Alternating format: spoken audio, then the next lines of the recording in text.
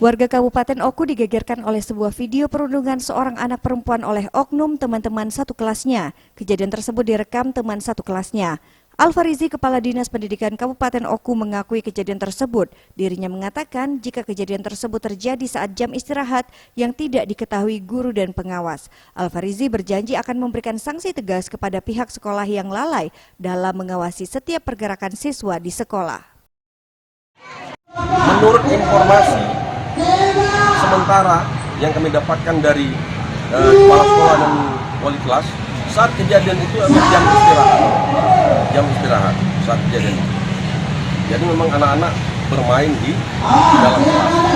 Informasi dari kepala sekolah, kejadian anak-anak bermain seperti itu kan biasa, sering teriak-teriak, berlari-lari, sehingga mereka tidak mencurigai bahwa pada saat terjadi itu adalah pembulian. Begitu. Ini satu kelas, Pak? Indikasi satu kelas. Kami juga berjanji akan menyelesaikan kejadian ini secara baik-baik.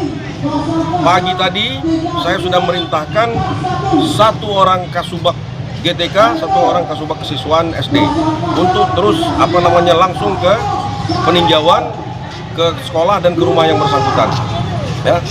Dari hasil rapat kemarin, saya sudah menyampaikan kepada kepala sekolah dan wali kelas, tentu yang bersalah dalam hal ini akan kita beri sanksi sesuai Bagus dengan aturan yang Mihardo, berlaku. Sriwijaya TV.